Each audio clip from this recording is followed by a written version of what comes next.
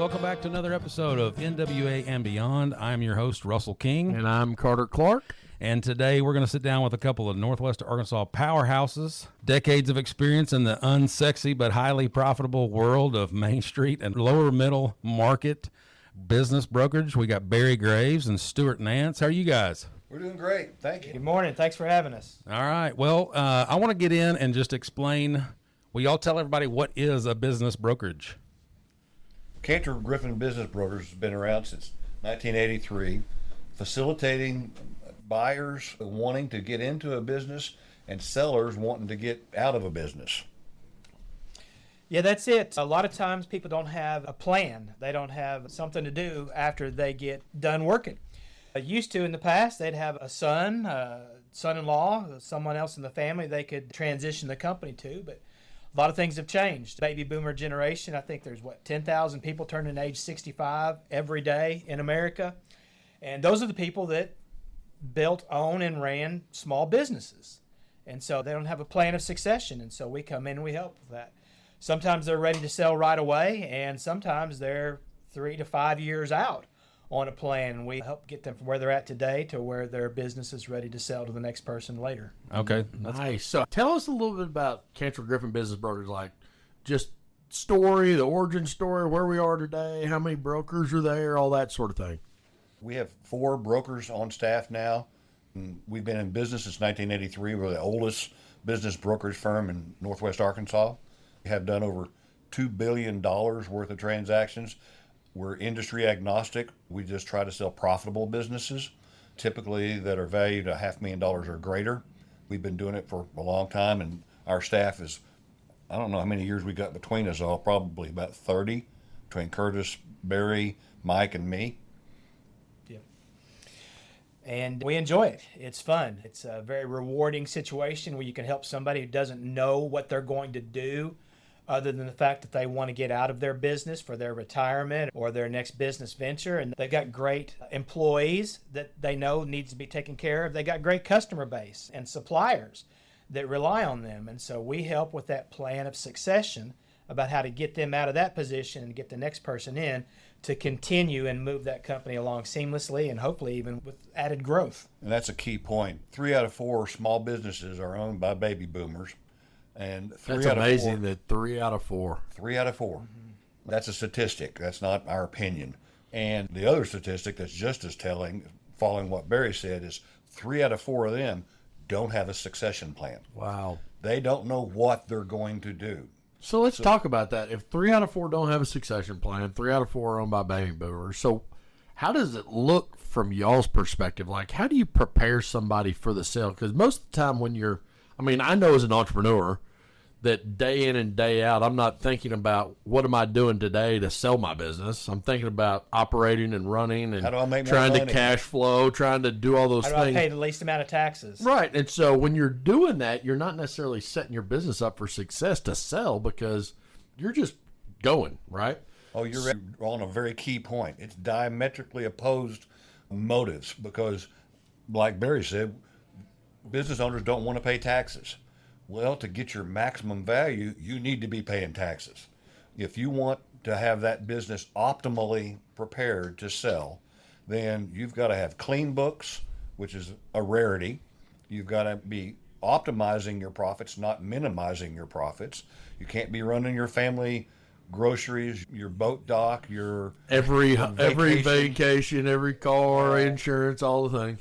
Those things just they do decrease. You don't pay taxes now, but you'll pay it later when we correct. Because what we'll do is we'll take your financial statements, restate them, and add those items back to come up with the true cash flow that business is generating. And from that, we can go to industry reference material we have to get reference materials on what that business is worth. We value them by SIC code. SIC mean? Standard Industrial Code, or NAICS. There are 2 different ways the government tracks all business transactions. Every business that's registered with the government and is taxed by the government, we track them, and we have reference materials for businesses that sell in that particular code.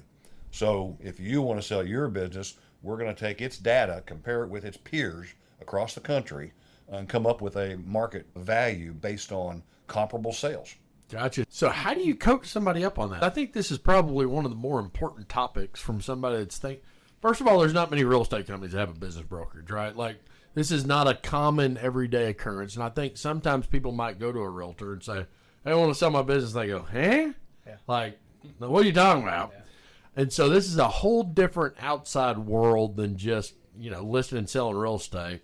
And so when somebody comes in and they go, hey, I'm thinking about selling my business, I'm sure it takes a year or 2 years to coach them up to get them. So this is a longer term play unless they come in with slick books, clean, everything's in order. So how do you coach somebody up on that? Well, that's just it. There is a whole cottage industry of succession plan advisors. We're not paid advisors, although we get drug into it. We're at the end of that process where they've been through a succession plan and we're the exit strategy. So that's what a business broker is. He's the end of the process. How do I get out? But to get the business ready, it sometimes takes years. Yeah. It's rare that they're ready the day they make a phone call to us. And our website, which is Arkansas Business Brokers, gets a lot of those kind of inquiries because somebody says, I think I am ready to sell. I don't know what to do. Let's just Google, how do I sell my business in Arkansas? Arkansas Business Brokers is going to come up, top on the list. So we get a lot of calls from those kind of people who just aren't ready. And sometimes when you walk into a situation, you have to show up as the expert. And you have to convince this person your CPA that you've used for decades has given you great advice on how to minimize your taxes. Now, what I'm telling you to do is the exact opposite of what he says. So why is he going to listen to me as opposed to his 30-year experienced CPA? So we've got to untrain them, educate, and then retrain them. Right. Sometimes it's an easy process, and sometimes it's you. We're dealing with somebody from 5 years ago. Yeah. You plant the seed today for the harvest tomorrow. Right. That's for sure. I think it seems like a lot of people just call and say, they go in one day, they had a hard Monday, and on Tuesday they say, I'm ready to sell this. I'm tired. I've been doing this too long. And they're not ready to sell their business, even though they're ready to turn loose of it. They're willing, but they're not ready. They're not ready. Right? So what happens with that? Oh, lots of different avenues to work with that right there. Again, sometimes you just got to do the consultation and, see where they're at and, see if it's viable. One of the things that we do is we have to go into the appointment and look at what they've got. And it doesn't really matter how much they want for it. Right. And it doesn't even really matter what a buyer wants to pay for it. We have to look at it in our market, our segment here. What is a bank going to loan? So we have to educate ourselves. What does an SBA loan look like within these parameters? How much assets? How much blue sky? How much revenue? And then again, it's on a sliding scale. Is the revenue going up? Is the gross sales and the net profit going up? Is it going down? There's so many factors. You can't just say, hey, your company's worth this because another company sold for that, but your numbers are all different.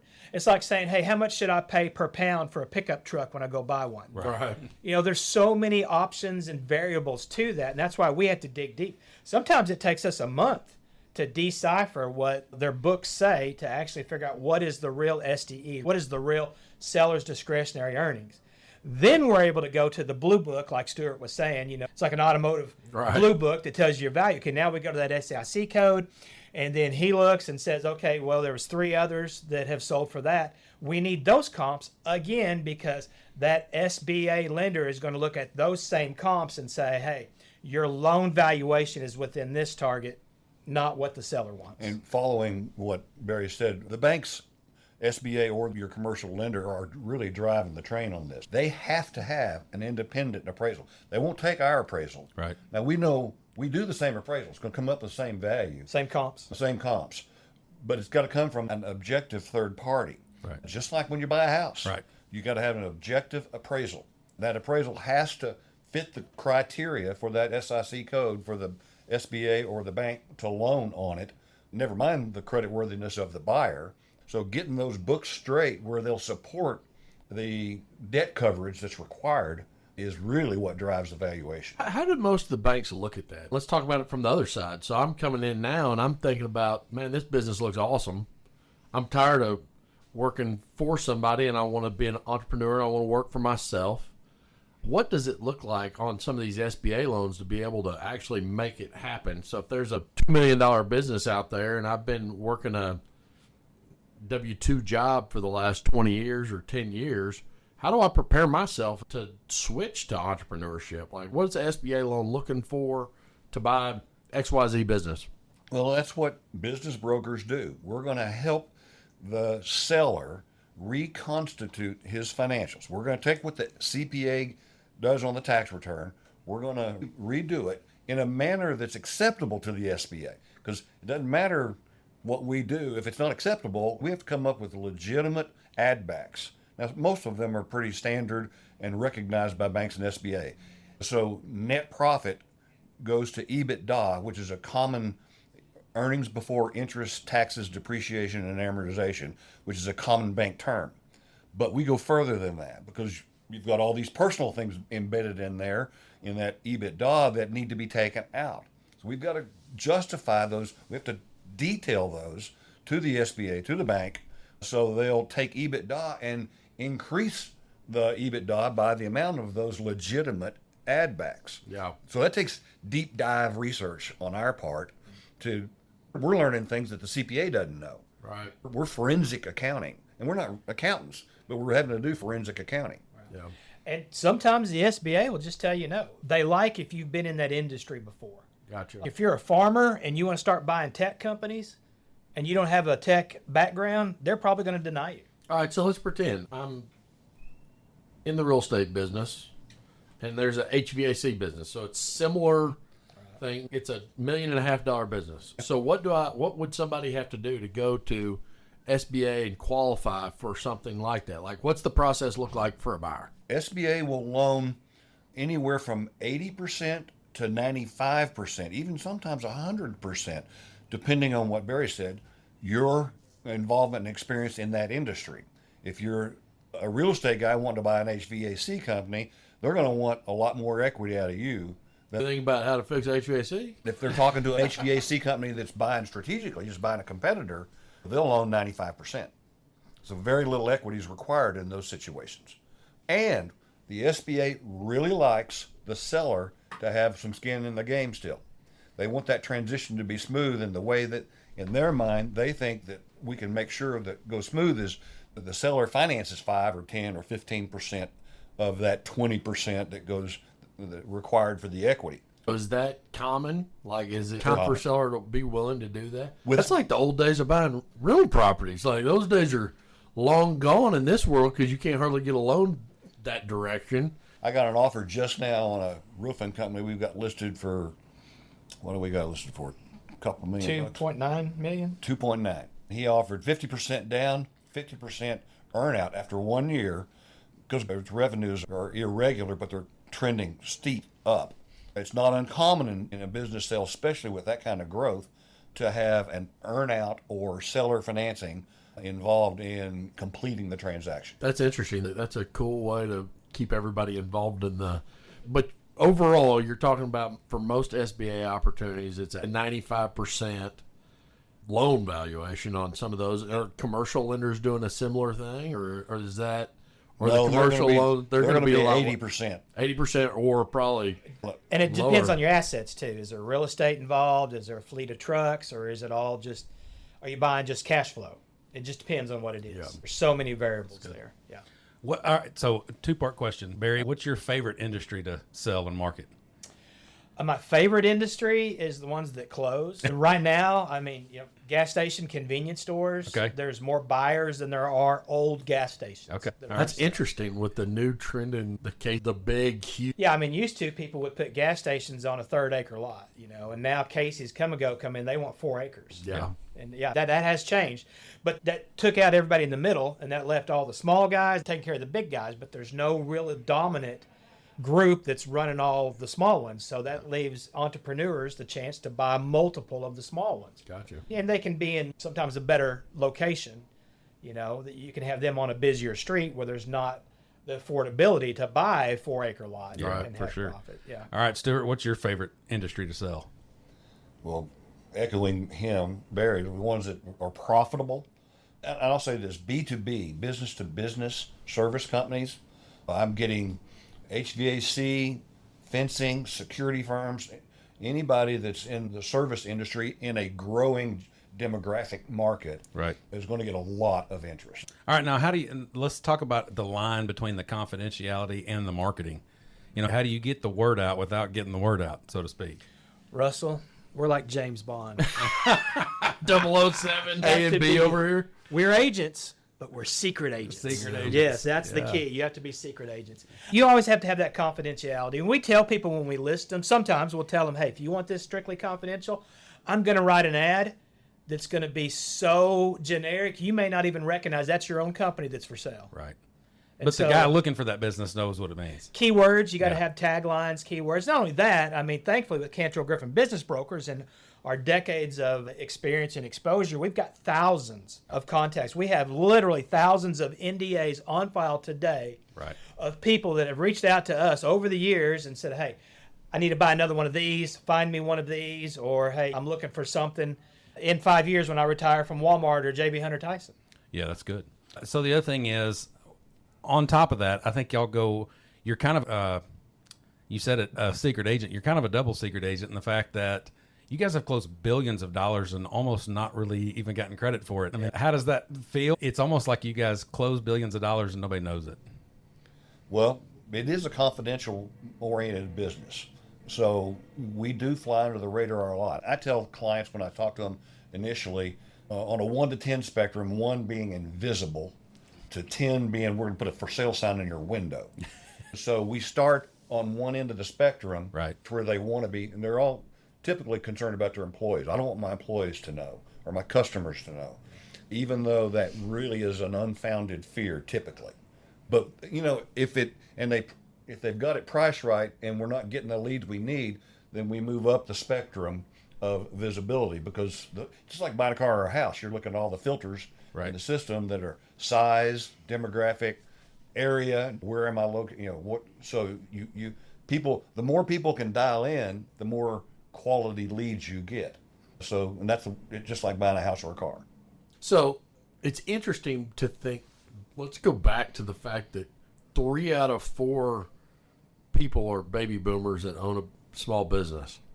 How do you think that trend's going to evolve to where there's going to be more younger entrepreneurs that will be in the business for a longer time? Or what's the reason? Is there a fear factor of jumping in? Like, why is there not more non-baby boomers owning businesses, do you think? Go ahead, Barry. Well, part of it is it's not sexy, I mean, it's not sexy to own an oil change company or something. A day and twice on Sunday and all that. Yeah. Exactly. Carter, what's the quote you always say that success is dressed up in shows up and drives a truck and wears overalls. Wears overalls. It's work. And everyone says, I don't want to have a boss. Well, let me tell you, if you own a company, everybody's your boss. It's the exact opposite. You have more bosses than what you had employees or customers before. Yeah. So, that changes. But, the baby boomers, we got 10 years left of us, and it's going to be the largest, what they say, statistically, it's going to be the largest transfer of wealth in the history of the world.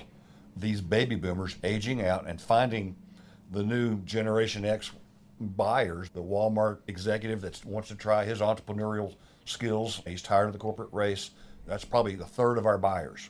Yeah. A third is private equity guys that are rolling up these companies. I think a mentality shift in mindset between a lot of millennials that would be your real buyers right now for a lot of these businesses, and a baby boomer mindset. A lot of times a boomer mindset might have been this business, they identified by owning this business. Like, a lot of times the job was what they identified as, where a lot of millennials, their job is a means, but it's not what they're identifying as much. I think as millennials are getting older, that's changing a little bit, but I think for the longest period of time, it was like, I do this to do this, but it's not, I don't identify by my job, and I think that shift is starting to change a little bit. It feels like people get tired of working for the man, and they think, gosh, I wish I could do my own thing. Everybody's got that little fire. Just does it ever get lit and take off? Mm-hmm. If it does, those are the guys that we like. Yeah. So how do you hunt down these people? Like, what are your marketing tactics to go find buyers and sellers? How do you go about the search process? Well, I would say, first off, we don't find buyers. The buyers find us. Yeah. Gotcha. It's the sellers. The sellers are the ones that we need. Listings is the key. If we have to go and try to find a buyer, then chances are that's not going to work out. We need the buyer that's ready and comes to us and has his mindset, okay, I'm ready to check out of there and check into here. All right. But we've got to get the listings. You got to get the sellers. Not only that, we have a program that Stewart plugs them in and they take a test and we score them on, hey, you walked in and said you are ready to sell. Answer how many questions on the 35 questions or something? 40, yeah. 40 some odd questions. And it grades you and tells you, hey, in reality, this is where you're at, and you're not ready to sell yet, or you should have sold 3 days ago. So if doesn't somebody matter. wants to come in and list their business, what's the best way for them to come in and take that test? I mean, if you Google, I just had a brainstorm. I think I'm at that point. It's a bad Monday. I'm tired of this. I'm ready to sell. Yeah. I'm going to sell my business in Arkansas. Arkansas Business Brokers. Click. You go to our website, homepage. First button you see, big button right there is value my business. Yeah. Which is a critical first step. When you click that button, you go through this 40 questionnaire, and it grades you on essentially 8 key variables. How important is the owner to the business? What's your customer concentration? Are you 90% of your business with Walmart, or are you spread out and nobody's got more than 5%? You get a much higher grade on that. That second one. That's good. So it gives you 8 scores, and it gives you a composite score, and it gives you reference material for addressing your weaknesses when you get identified as weak in any given area. So it's a very intuitive. There's 2,500 people that subscribe to this platform. 2/3 of them are succession planner advisors. They get monthly retainers, $500 a month, $1,000 a month, $5,000 a month, depending on size, to advise these businesses over the course of years, get their score up and get them ready to sell. And that's when the exit strategy, the business broker guys show up. Yeah. That makes sense. All right. So, what's the funniest or strangest thing you've ever had to value?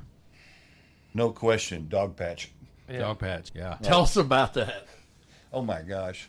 Billy, you're going to have to help me remember. I had Michael Jackson's estate. So hang on. First off, Dog Patch is an abandoned amusement park in North Arkansas. Yeah. Okay. Yeah. It's really a real estate deal. Yeah. It was similar to Silver Dollar City. As a matter of fact, when it first founded, Stewart's dad was one of the founders of that too. That's true. It had higher daily attendance than Silver Dollar City did. Yes. That's wild. Several owners, and then it got shut down, and then Stewart's got it, and we're trying to sell it. Hey, I remember going there in the early '80s, just Yeah. thinking this is the magical kingdom. You man. know, yeah. it was Best day of incredible. your life. Yes. Yeah. Yes. Yep. Yeah. And we hope Johnny Morse is going to bring it back to be just that again. Okay. So we've got it listed. It's all across the world, and we get oddball inquiries all the time. Yeah. The guy who bought it showed up. I meet him over there in a rusted out Chevy Blazer with a wolf in the back seat. I mean, I'm talking about a 150-pound wolf. Wolf. In the back seat, right behind. He's got sheets on his seats. I mean, it's just a wore-out truck. Yeah. And this wolf is breathing down my neck. Well, I show the property and tell him about it, and I'm thinking, do you really have the money? And he swears he does. And I end up selling it to him. Wow. Because he had a financial backer that, Don't judge a book, huh? I mean, he was a salesman himself. He makes the Buddy Bolt, this spill-proof dog bolt. Oh yeah. That everybody, I mean, I've got one now. He's patented it, and I don't even know if he's still alive, but because he paid 50% down, and I ended up having to take it back 5 years later or 4 years later and sold it to Johnny Morse just before it went to the courthouse steps. If you remember, you also leased it to somebody else Oh, who yeah. was going to do something with it, and that guy actually had a bunch of puppets. He had some sort of a TV show thing, and I saw him on Pawn Stars so he could have money to come out to Arkansas. No and do the way. operation. I mean, and that's just the tip of the iceberg. I should have written a book on But you did have the lady who said she represented Michael Jackson. Yeah. And I called his attorney. lawyers out in Los Angeles, and they disowned. They said, no. And don't ever call us with her name again. Yeah, she's not associated with us. Oh man, that's hilarious. It was a crazy one for sure. Yeah. Barry was saying, you got to write a book. You got to write a book. You're right. But everybody else was wanting you to donate it or, owner finance it all with no payments for 10 years and just stupid crazy. stuff. Yeah. What's the most fun thing about business brokerage? That's the craziest thing. Easy. Everybody wins. Yeah, that's great. I It's mean, huge. there's There's a no. little- I've been a serial entrepreneur, a commercial lender. I've kind of been on all sides of deals, bought multiple companies, but this deal, somebody wants out, somebody wants in, and you just try to make it a fair transaction and handle the personalities and the due diligence complications and the banks and all that. But at the end of the deal, everybody wins. I just got a Christmas card last week that got lost in the mail from Whispering Woods owners that are in New York City. I sold it a year and a half ago. That's awesome. And they're just so happy and traveling the world and loving life.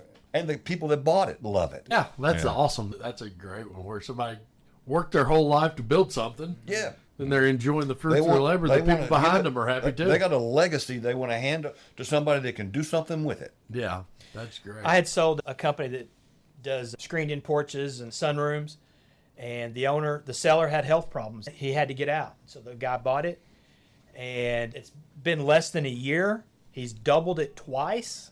Wow. The seller came back, got his health problems fixed up, and said, let me come back to work with you. Wow. And so the seller now works for the buyer who's doubled the volume twice, and they're more partners than anything. And That's they're awesome. all happy, and that's a success. That's not unusual. We just listed earlier this week a $5 million VAC company outside of Branson who used to work for a guy, and he decided he was going to shut it down. He's one of those baby boomers that didn't call a business broker. He just said, I'm going to shut it.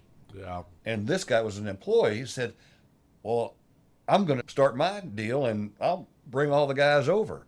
Well, he did that. And this guy, once this guy got unhinged from it, he hired him to come back to be the general manager. Oh my gosh. So his boss is now the general manager, and he's inactive. The owner's inactive. So if there's buyers out there right now, so there's serial entrepreneurs out there right now, what are some of the things that y'all have currently available that somebody could, I know you got confidentiality situations and all that, but vaguely, what could somebody come and call you today and be looking at an NDA and looking at opportunity to buy a business in the next 60 to 90 days?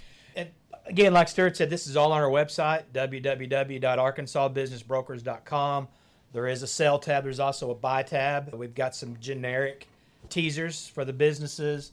He's got the HVAC. We've got just sold a feed store, gas station, roofing, septic company. All growing, making money. Every one of them. Lawn care company, smaller HVAC company, another convenience store in Central Arkansas, several things. You still have some resorts too? Didn't you all have some resorts at one We got a bunch. You got a bunch of those? We got two on the White River. Well, one's on Norfolk, one's on White. Awesome. And we're talking to two marinas. Cool. One on Bull Shoals, one on Eufaula, right? Yep. That's a wide variety of opportunities for people to We get kind of into. got a niche lately in resorts. We sold Whispering Woods, which is a great restaurant over there on Norfolk. But a lot of those river guys that have the neighboring resorts ate at this place and wanted to know who sold it for them.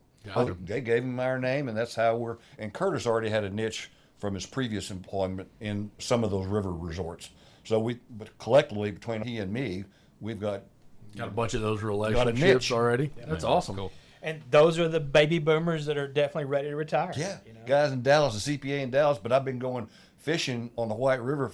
That's where I want to bring my kids. I want to raise my kids on the river. That's awesome.